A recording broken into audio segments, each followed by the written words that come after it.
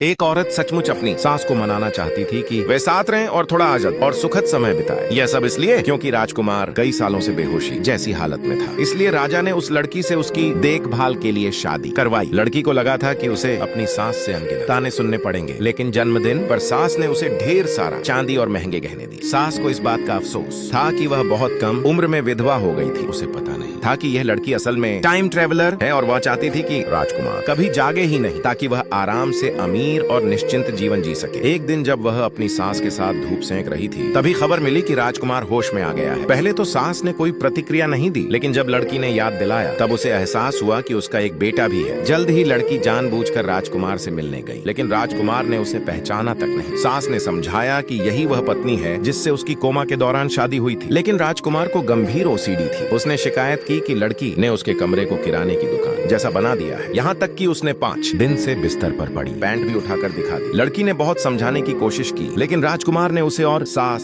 दोनों को घर से निकाल दिया। सास के राहत भरे चेहरे को देखकर लड़की बहुत हैरान रह गई। तब सास ने बताया कि राजा और राजकुमार दोनों का स्वभाव बेहद अनिश्चित और डराने वाला है। उस दिन दावत रखी गई थी, लेकिन राजा एक महिला सेनापति के साथ पहुंचा। वह औरत बुरा व्यवहार करने के बजाय राजा के साथ हंस बोल रही थी, जिससे सास बहुत आहत हुई। रात में सास बहुत दुखी थी। तब लड़की ने उसे आधुनिक सोच समझाई। आज के समय में अगर पति अच्छा नहीं है तो तलाक लेकर बच्चे संभालते हुए नया जीवन शुरू किया जा सकता है। यह सुनकर सास का मन थोड़ा हल्का हो गया, लेकिन तभी लड़की ने देखा कि राजकुमार उस चालाक औरत के साथ फ्लर्ट कर रहा है। उसने जानबूझकर चाय गिराई, लेकिन सास ने समय रहते बचा लिया। लड़की ने बदला लेने के लिए पूरा चायदानी ही उस औरत पर उड़ेल दी। बिना कुछ जाने राजकुमार ने सारी गलती लड़की पर डाल दी। वह औरत मासूम बनने लगी और राजकुमार ने लड़की से उसकी पोशाक देने तक की मांग कर दी। जब राजकुमार ने उसकी पोशाक ऊंचे दाम पर खरीदनी चाहिए तो लड़की खुशी खुशी मान गई, क्योंकि वह अंदर ही अंदर इस रिश्ते को खत्म करना चाहती थी। अगले दिन लड़की ने तलाक का पत्र लिख दिया और अकेले जीवन जीने का फैसला कर लिया। तभी उसकी सास आ गई। वह पहले से ही तय कर चुकी थी कि वह भी राजा से तलाक लेगी। उसने भी अपना तलाक पत्र निकालकर नौकरानी को दे दिया, ताकि वह उसे राजा तक पहुंचा दे। इस तरह सास और बहू